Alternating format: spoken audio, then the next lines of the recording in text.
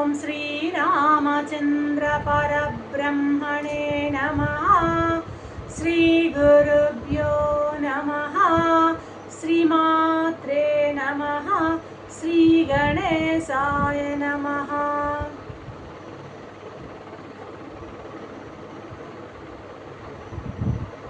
ప్రియాత్మకులు, యోగ వాసిష్టం నిర్మాణ ప్రకటనము 565వ భాగం.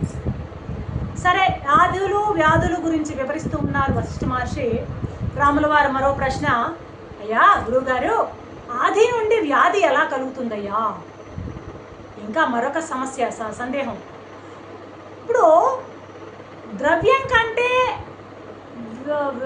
వేరైన ఉపాయం వల్ల, అంటే ఇప్పుడు మీరు అన్నారు, ఏమన్నారు, మంత్ర జపాలు పుణ్యాల వల్ల ఆది శమిస్తుంది, ఆది అనేటువంటిది శమిస్తుంది అని అన్నారు కదా, అది ఎలాగా జరుగుతుంది అది అని ప్రశ్నిస్తున్నాడు రామచంద్రుడు. వశిష్ఠుడు, రామా, ఇప్పుడు నీకు తెలిసిన విషయమే కదయ్యా, మనసు వ్యాకులమైందనుకో, ఆ మనోవ్యాకులము శరీరాన్ని సంక్షోభానికి గురి చేస్తుంది. నీకు తెలిసిన విషయమే ఇది. ఎప్పుడైతే మనసు వ్యాకుల పడుతుందో శరీరం సంక్షోభం పొందుతుంది. ఎప్పుడు మనసు ఏదైనా వచ్చిందనుకో, కోపం వచ్చేసిందనుకో, కోపంతో ఊగిపోతున్నాడు అనుకో ఒకడు, ఆ కోపంతో ఊగిపోయేవాడు ఎదుటి ఉన్న పదార్థాన్ని ఏది చూడలేడు. ఎట్టా ఉంటాడు అతడు? బాణం దెబ్బకు గురైనటువంటి జింక అసలు అది పోవాల్సిన మార్గం వదిలి అపమార్గంలో, అది ఇష్టం వచ్చిన మార్గంలో ఎటు పడితే అటు ఏ విధంగా పరిగిస్తుందో అలాగా ఉంటుంది వాడి యొక్క మానసిక స్థితి. ఎప్పుడైతే మనసు సంక్షోభం చెందుతుందో ఆ దేహంలో ఉన్నటువంటి ప్రాణవాయువు సమత్వాన్ని కోల్పోతుంది. మనం పరుగు పందెంలో పరిగెత్తినప్పుడు ఆ పరుగు ఏమవుతుందంటే, మనసు ఆపి అడిగితే మన సమాధానం కరెక్ట్ చెప్పలేము. ప్రాణం అతలాకుతలం, మనసు కూడా కల్లోలం అవుతుంది. కానీ మనసు సంక్షోభం అంటుందంటే దేహంలో ప్రాణవాయువు కూడా, మనసు ప్రాణం రెండు ఒకదానితో ఒకటి ఇదై ఉంటాయి అన్నమాట. కాబట్టి ఎప్పుడైతే మనసు సంక్షోభం చెందుతుందో అప్పుడు ప్రాణం అంతా కూడా బ్యాలెన్స్డ్ కండిషన్ తప్పుతుంది. అర్థమవుతుందా? ఇప్పుడు ఒక నదిలో, ప్రశాంతమైన నదిలో ఏనుగున ప్రవేశించింది అనుకో, ఆ నీళ్ళు ఏమవుతాయి, కల్లోలమై మురికిగా తయారైపోతాయి. సహజంగా నిర్మలత్వం కోల్పోతుందన్నమాట. ఆ నిర్మలత్వం కోల్పోయిన బురద నీళ్లు అలాగా ప్రవహిస్తూ ఉంటాయి. అలాగా ఈ శరీరం ఒక మొద్దు. దీనిలో మనసు ప్రాణాలే, మనం వాటి గురించి మనం పట్టించుకోవాల్సిన అవసరం ఉంది. మనం బతుకుతున్నది కేవలం అవి రెండే, శరీరంతో కాదు మనం బతుకుతుంది, మనసు ప్రాణాలతో. అర్థమైందా?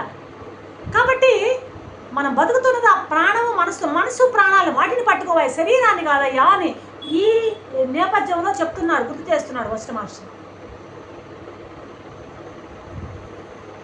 ఏమైనా నేను చెప్పేది ఏంటంటే, రామయ్య, ఆత్మజ్ఞానం వలన మాత్రమే మీకు అన్నీ నశిస్తాయి. నిన్న కూడా చెప్పాడు, రజ్జు జ్ఞానం లేకుండా సర్పం పొమ్మంటే పోదు. తాడి మీద కనపడే పాము అది తాడు అనే భావన లేకపోతే పోదది. ఈ శరీరానికి కలిగే మొద్దు ఇది అనుకున్నాం. శరీరానికి కలిగేటివి ఔషధాలతో పోతాయి. మరి మనసుకు కలిగే వ్యాధి ఎలా పోతుంది? మనసు చెడిపోతే శరీరం కూడా చెడిపోయినట్టే. కాబట్టి మనసు చాలా ముఖ్యమైనదయ్యా, మనసుని చెడగొట్టుకోవద్దు అంటున్నాడు ఇక్కడ వశిష్ఠ మహర్షి. ఇందా చెప్పాం కదా, కోపంతో ఊగిపోయే మనిషి ఏం చేస్తాడో వాడికే తెలీదు. వాడు ఎలా అయితే పశువు అయిపోతాడు, మృగం అయిపోతాడు. ఒక పశువుకి వాడికి తేడా ఉండదు. ఆ పరిస్థితిలో వాడు అసలు మనిషే కాడు వాడు. కాబట్టి మనకు ఇక్కడ నేను ఇక్కడ అసలు చెప్పాల్సింది జ్ఞానం అయితే యోగంలోకి వెళ్ళిపోయాము. ఎందుకు వెళ్ళిపోయామో తెలియదు. ఒక్కటే చెప్తున్నా నీకు, అది యోగమా జ్ఞానమా అర్థమవుతుందా? నీకు యోగమైన జ్ఞానమైన నీకు ఏదైనా సరే, నీకు ఏది ఉపయోగపడుతుందో ఆ ఉపయోగపడే దాన్నే నువ్వు స్వీకరించు అన్నాడు. ఆ సందర్భము అసందర్భము మధ్యలో ఈ భావన వచ్చింది ఇక్కడ. కాబట్టి ఇప్పుడు నువ్వు మామూలుగా ఏం చేస్తావంటే ప్రాణవాయువు అసమస్థితిలో ఉండకూడదు. ఎప్పుడైతే ప్రాణవాయువు అసమస్థితిలో ఉన్నట్లయితే ఏమవుతాయంటే నాడులు విషమత్వాన్ని పొందుతాయి. ఎప్పుడు అవుతాయి? ఇప్పుడు ఒక మామూలుగా ఏంటంటే ప్రాణంగన అస్తవ్యస్తమైనప్పుడు ఏమని చెప్పాము? అన్నీ కూడా ప్రాణవాయువు విషమం అయినప్పుడు నాడులు కూడా విషమత్వాన్ని పొందుతాయి.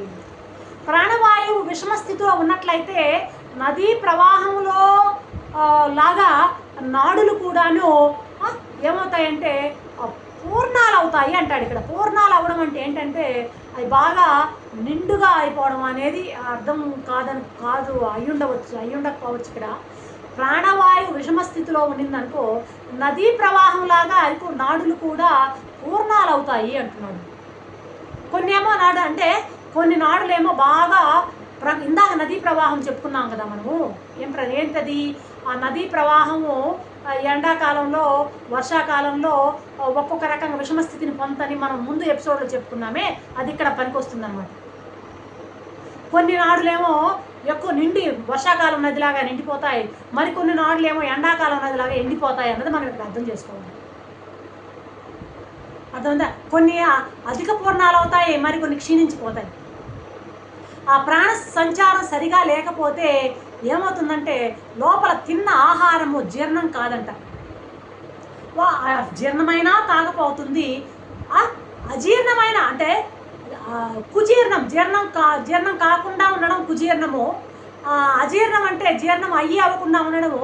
అతి జీర్ణం అంటే అది ఎక్కువగా గబగబా, ఇప్పుడు మన షుగర్ లాంటివి ఏమో బహుశా అతిజీర్ణత్వం పొందడం. 3 రకాల కుజీర్ణమైన, అజీర్ణమైన, అతిజీర్ణమైన అయిపోతుందంటే ఎప్పుడు ప్రాణ సంచారం సరిగా లేకపోతే. ఎప్పుడైతే ఆ విధంగా అజీర్ణం, కుజీర్ణం, అతిజీర్ణం అయిందనుకో దోషభూయిష్టం అయిపోతుంది ఆ శరీరం. మళ్ళీ నదీ ఉపమానం చెప్తున్నాడు.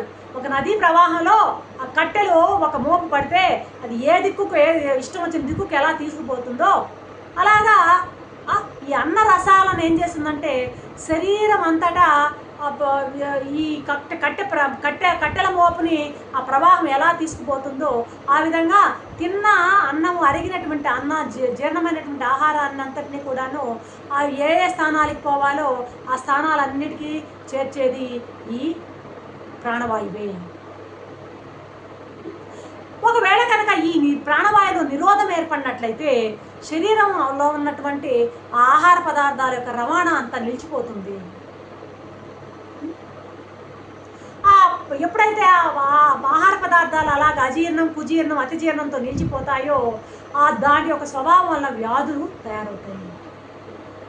కాబట్టి ఆ మానసిక ఆది నుండి వ్యాధి కలుగుతుంది. ఆది లేకపోతే వ్యాధి కూడా వీలైనంత వరకు వ్యాధి కూడా ప్రమాదకారి కాదు. ఇక నిన్న చెప్పినట్టు ఈ వ్యాధులు అనేటివి మంత్రాలతో ఎలా నశిస్తాయి అని అడిగావు కదా నువ్వు, ఆ క్రమం కూడా చెప్తా వినవయ్యా. ఇప్పుడు కరక్కాయ ఉంది, ఆ కరక్కాయ స్వభావ సిద్ధంగా ఏం చేస్తుంది? విరోచనకారిగా పనిచేస్తుంది. అలాగే యా, రా, లా, వా మొదలైనటువంటి ఆ మంత్రాక్షరాలు, ఆ మంత్రాక్షరాలతో బీజాక్షరాలతో కూడినటువంటి ఆ మంత్రాక్షరాల వలన భావనా బలంతో అన్ని రసాల యొక్క పచనం లోపల అనుకున్నామే అది అస్తవ్యస్తమైనటువంటి ఆ వ్యవస్థ అంతా కూడా సువ్యసిద్ధం అవుతుంది. రాముడు ఇక్కడ సాధువు అంటాడు. ఓ సాధు, ఒరిపిడి రాయ వల్ల అంటే ఒరిపిడి రాయి అంటే ఏమంటారు? దాన్ని టచ్ స్టోన్ అంటామే. ఆ టచ్ స్టోన్ వల్ల గీచి బంగారము స్వచ్ఛతను ఎలాగైతే చూస్తామో ఒరిపిడి రాయితో బంగారం స్వచ్ఛం, శుద్ధం, పవిత్రం ఎలా అవుతుందో ఇక్కడ కూడాను సాధు సేవ మొదలైనటువంటి వాటి వల్ల మనసు నిర్మలమవుతుందయ్యా. ఎప్పుడైతే పూర్ణ చంద్రుడు ఉదయిస్తే అంతా కూడాను నిర్మలంగా, అంతా నిర్మలమైనటువంటి అన్ని అంతా భువనం అంతా కూడా నిర్మలంగా శుద్ధమైనటువంటి శుద్ధంగా కనపడుతుందో, అలాగా చిత్తంగా నిర్మలమైతే దేహంలో కూడా ఎప్పుడైతే చిత్తము మనసు నిర్మలమైందనుకో దేహంలో కూడా దాని కాంతి ప్రసరిస్తుంది, దేహంలో కూడా ఆనందం వృద్ధి అవుతుంది అంటూ ముగిస్తున్నారు వశిష్ఠ మహర్షి. రేపటి ఎపిసోడ్లో ఏం చెప్తారో చూద్దాం. అంతవరకు సర్వం శ్రీరామచంద్ర చరణారవింద.